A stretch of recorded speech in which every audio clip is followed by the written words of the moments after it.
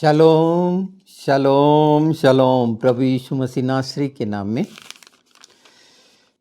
तो आज का सुसमाचार जो सबके लिए है, पूरे जगत के लिए है और चेताने के लिए है, सतर्क करने के लिए है। क्योंकि दैनिक जीवन में अर्थात मसीही जीवन में जो परिवार में घट रहा है, जो कुछ हो रहा है, इच्छा अनुरूप नहीं हो पा रहा है, अलग अलग चीज़ें सामने आ रही हैं। एक संतुष्टि जो आत्मा में रहना चाहिए, कुछ चीज़ें समझ में नहीं आ रही हैं या कहीं कल्पना में, मुगालते में हैं, धोखे में हैं, भ्रम में हैं कि आज अच्छा लग रहा है, कल बुरा लग रहा है। आज ये घटनाक्रम जो घटित हो रहे हैं वो क्यों हो रहे हैं, उनकी वजह। तो हम शुरू करते हैं जो इसका सबसे मुख्य कारण है। इसका जो मुख्य कारण है वो है लाभ का लालच, फायदे क्या लालच, ये बेनिफिट्स के लिए हर समय लाभ की चिंता और उसके लिए किसी भी हद तक गुजर जाना। वहाँ पर सतर्क होकर, शांत होकर सोचने की जगह, वचन को याद करने की जगह कि हम फंस तो नहीं रहे हैं, और निश्चित फंस गए हैं।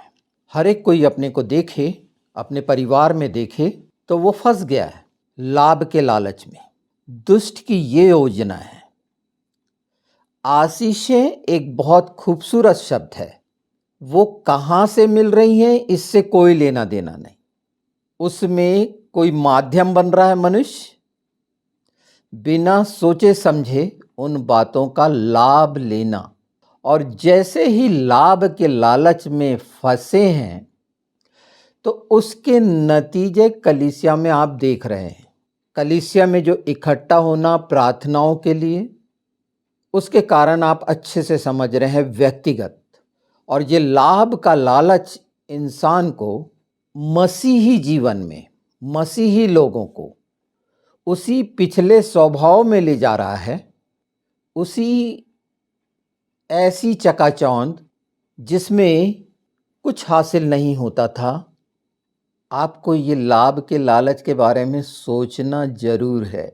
अगर अपने परिवार में आप ये नहीं सोचिए कि आपका जो पास्टर है या जितने प्रचारक हैं, उपदेशक हैं, शिक्षा देने वाले हैं, सिखाने वाले हैं, इस हिस्से को आपको ही संभालना पड़ेगा। वो नहीं संभाल सकते, वो सिर्फ बता सकते हैं। जैसे मैं अभी बता रहा हूँ तो मैं बता रहा हूँ क्या? नहीं, पवित्र आत्मा चाहते हैं कि हम इस बात को जानें, इस बात को अच्छे से समझ लें कि किस तरह दुष्ट ने लाभ के लालच में लाकर सबको एक कटघरे में ले लिया। कहीं ना कहीं फंस गए, पता नहीं चल रहा है। मिल रहे हैं, अपनी इच्छाओं के अनुसार परमेश्वर के सामने अपनी योजनाएं रख रहे हैं और उसको पूरा नहीं होते देखकर नाना प्रकार के प्रयास और उपाय कर रहे हैं। और उसका नतीजा ये आ रहा है जो आपके सामने है कि आपका सुख चैन नहीं है, आप खुश नहीं हैं, बीमारियां हैं, परेशानियां हैं, रुकावटें हैं, दो नावों में पैर हैं। एक पास्टर जो है वो अपनी ही परेशानियों में उलझा हुआ है। अगर वो खुद देखे तो उसकी कई परेशानियां पारिवारिक हैं, और जो कलीसिया में घटित हो रहा है उसके लिए हाँ प्रार्थनाएं हो रही हैं। पर जब लाभ का लालच है तो वो प्रार्थनाएं क्या हो रही हैं, वो प्रार्थनाएं कैसी हो रही हैं? विश्वास का स्तर एक विश्वासी का कहाँ है? पवित्र शास्त्र में बहुत कठिन कठिन बात और बहुत खूबसूरत बात भी पहले से बता दी गई है। ज्ञान में बढ़ने के लिए बहुत सारा मटेरियल है, पर अपनी समस्याएं नहीं सुलझ रही वो लाभ के लालच की, जिसमें लग रहा है कि हम ठीक कर रहे हैं, हम उपवास भी कर रहे हैं, प्रार्थना कर रहे हैं, पर वो जो लाभ का लालच है दूसरों को देखकर, परमेश्वर ने मुझे क्या दिया है, हम में से प्रत्येक उसकी संतान है, यूनिक है, ये सब आप जान रहे हैं, पर नहीं ले पा रहे क्योंकि संसार की आशीषों में है। जैसा ठहरा दिया गया है, जो खाने को दे रहा है, कहा गया था ना कि वो जो 666 आएगा वो अपनी सील लगाएगा, खाने को देगा और अपनी बातें कहलवाएगा। तो वो हो रहा है ना, कलीसिया में, संस्थाओं में हो रहा है ना, ये वो अभी से उनको खाने को दे रहा है, पहनने ओढ़ने को दे रहा है, सपोर्ट दे रहा है, ले रहे हैं उन्हीं की शिक्षाओं को जो मनुष्य के द्वारा है, आगे ले जा रहे हैं।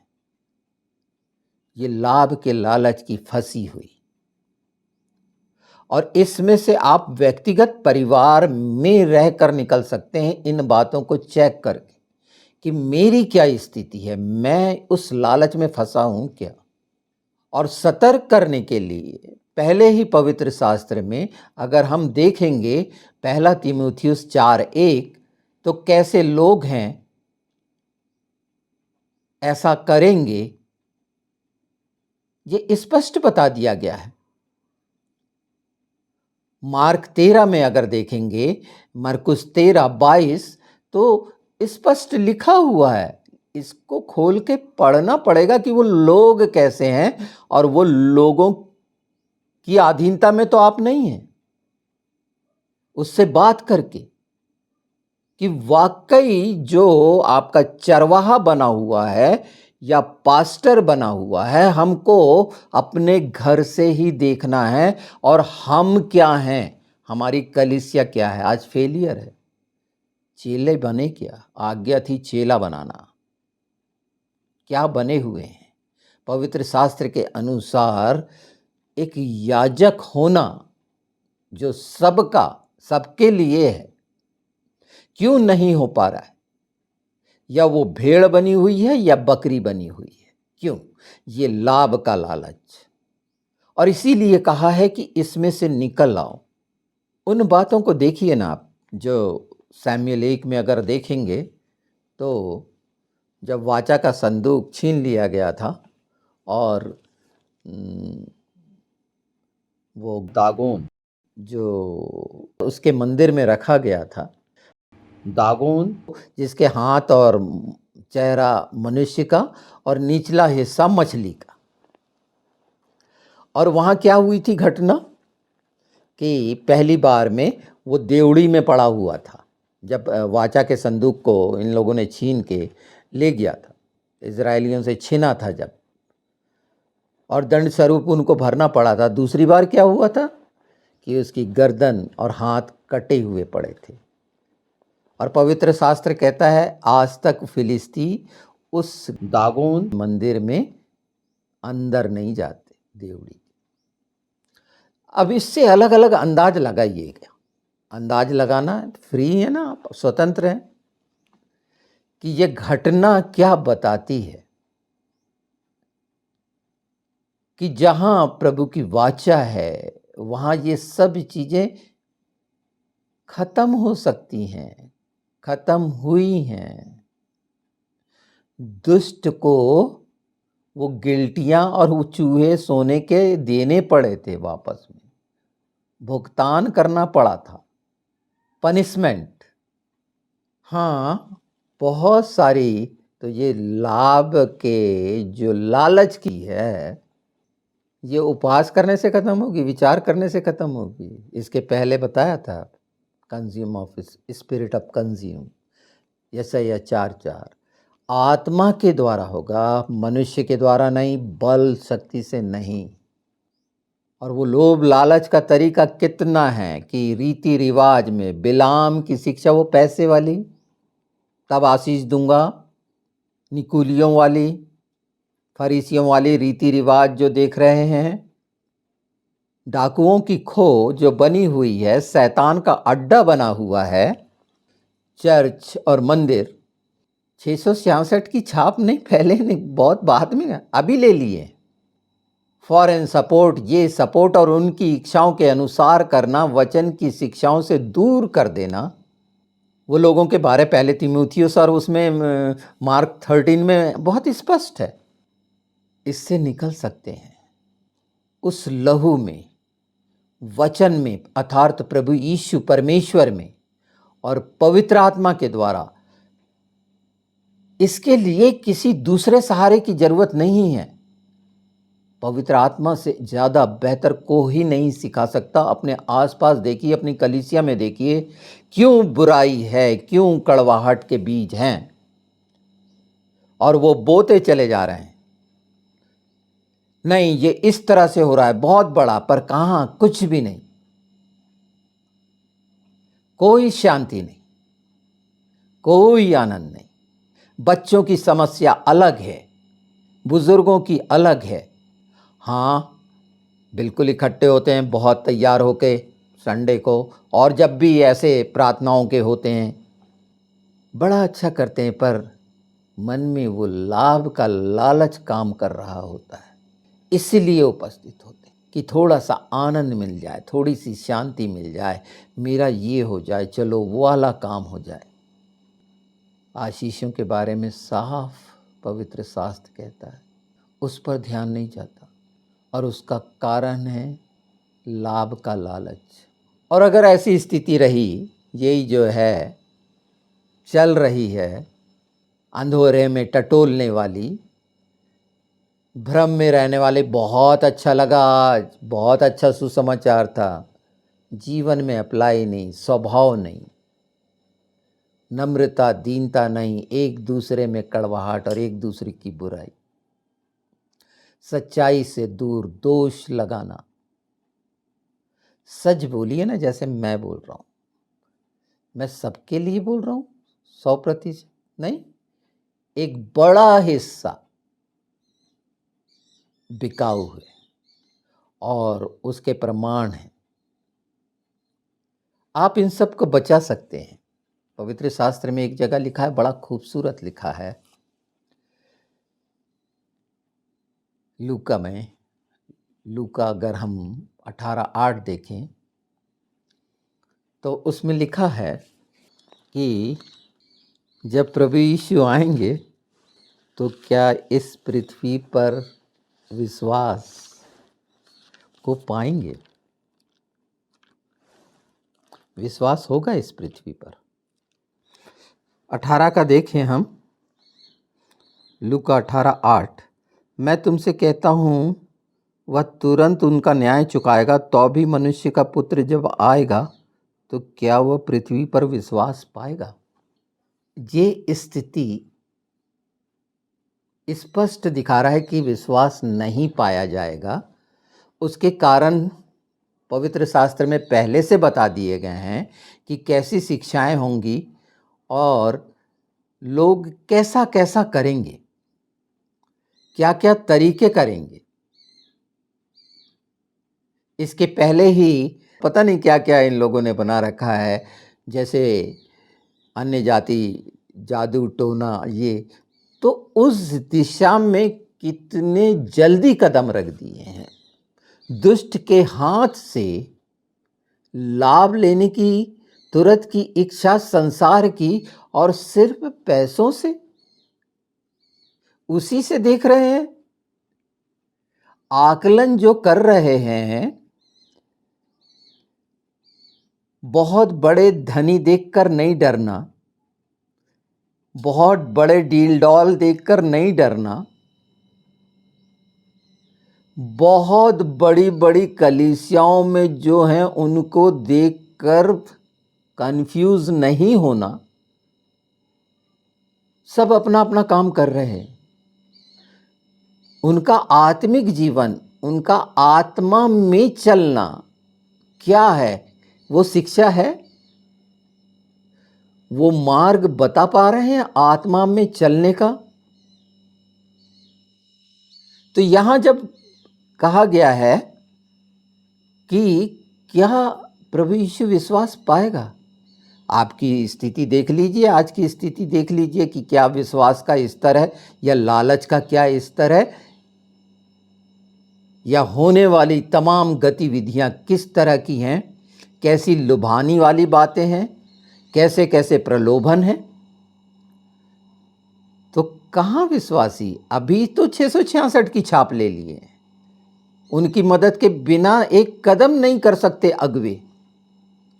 सब मैं नहीं जानता, पर लाभ का लालच तो निश्चित है, उसको कैसे डेवलप कर रहे हैं मूर्ख बना के, वो खुद जान रहे हैं। पर यहाँ विश्वास के लिए एक बात बता दूं कि हाँ, मैं कहता हूँ यीशु मसीह नासरी के नाम में वो समझ जो मुझे मिली है कि हाँ, जब प्रभु यीशु इस पृथ्वी पर आएगा तो विश्वास को पाएगा। वो कैसे होगा? इसी तरह से जब हम चाहेंगे कि विश्वास इस पृथ्वी पर पाया जाए तो यीशु के नाम में वो होगा। तो हम सब जो मसीह की एक देह है, उसकी इच्छा ये होनी चाहिए, अगर हम बोलते हैं कि उसके नाम को ऊंचा उठाते हैं, उसकी बड़ाई और प्रशंसा करते हैं, तो उनके बीच में या घर में अपने बैठे बैठे मुंह से बोलना।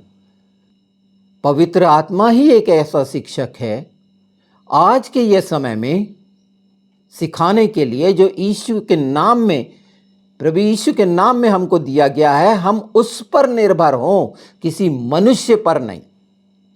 और चेक अपने को करें अपने लाभ के लालच के लिए। आशीषों का बहुत विस्तृत बता दिया गया है बाइबल में, पर जो स्वर्ग से है वो लेना।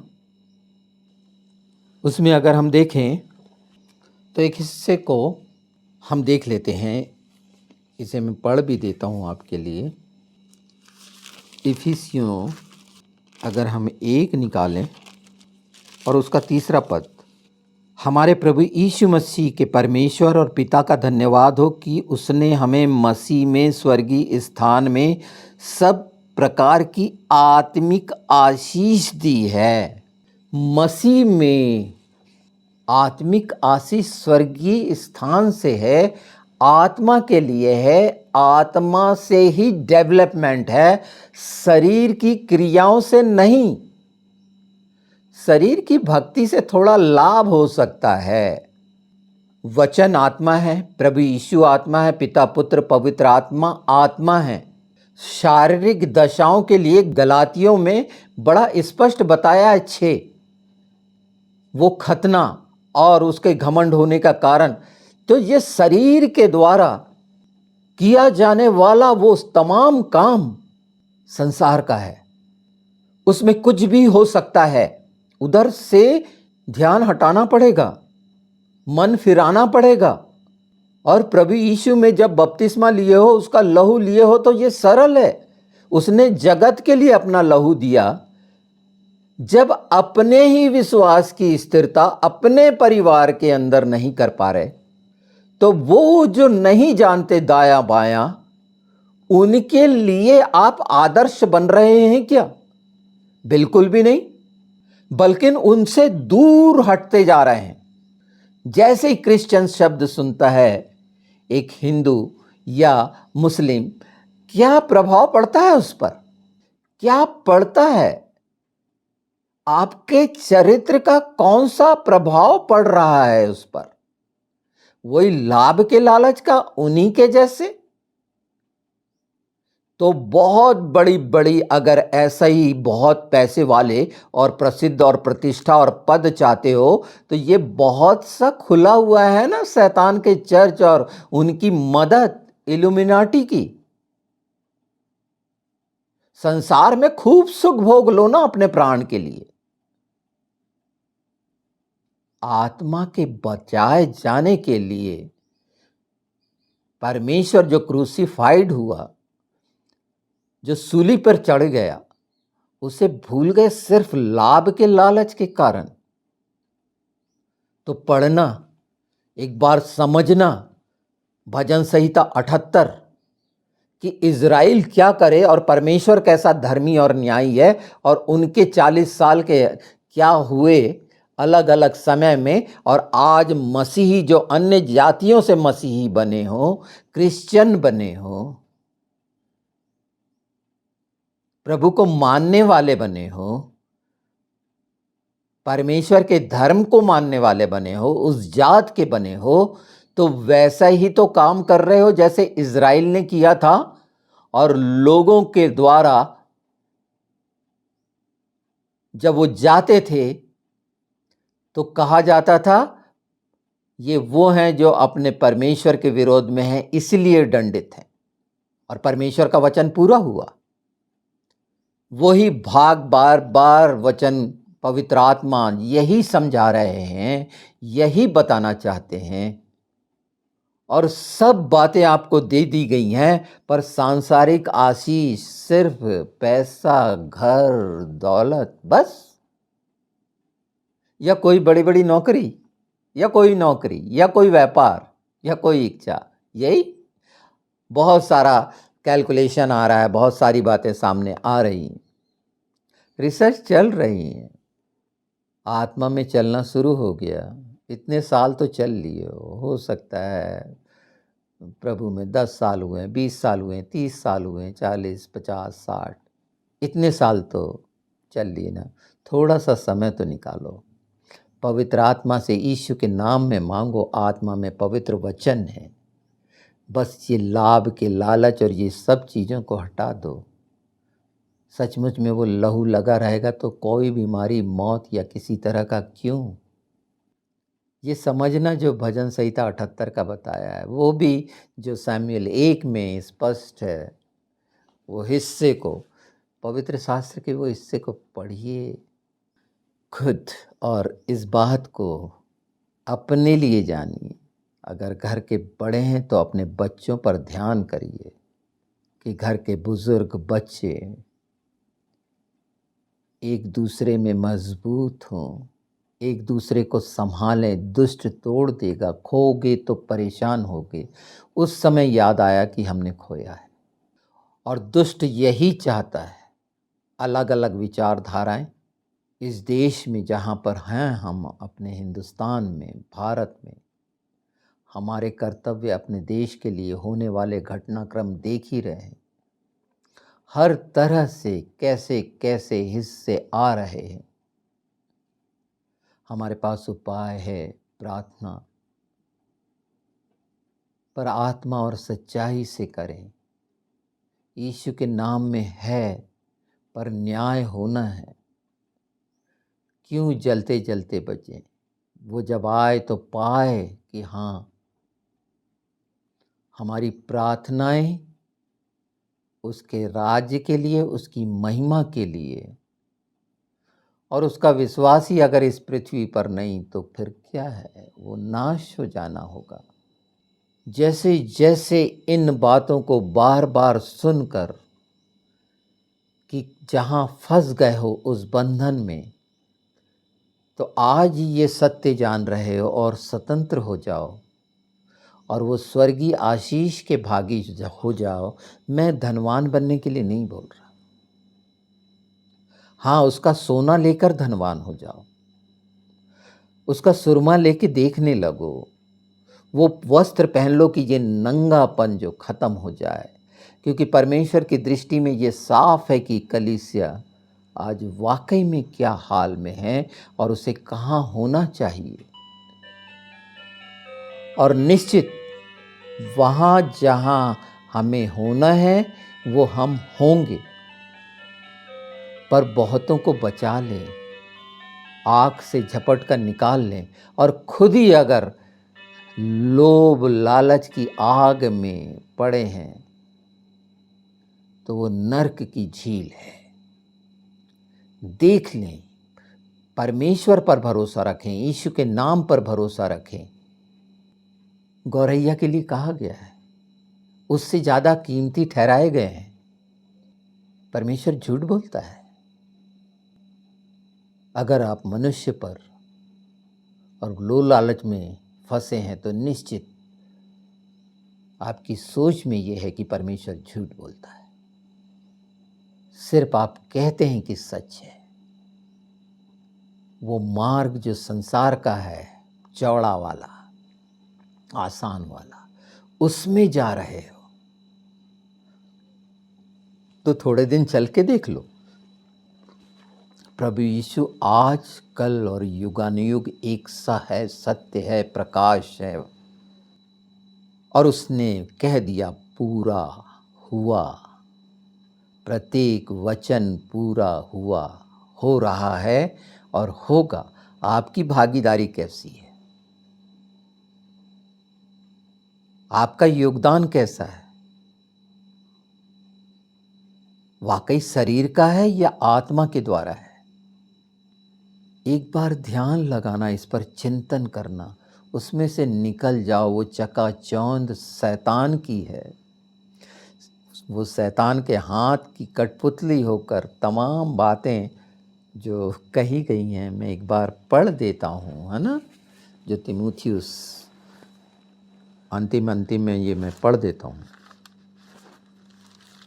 कि कैसे हैं ये। तीमुथियुस हमेशा एक याद रखना, 1:5, शुद्ध मन, अच्छा विवेक और निष्कपट विश्वास से प्रेम हो। 4 का पहला पढ़ देता, पहला तीमुथियुस। परंतु आत्मा स्पष्टता से कहता है कि आने वाले समय में कितने लोग भरमाने वाली आत्माओं और दुष्ट आत्माओं की शिक्षा पर मन लगाकर विश्वास से बहक जाएंगे। ये हो चुका।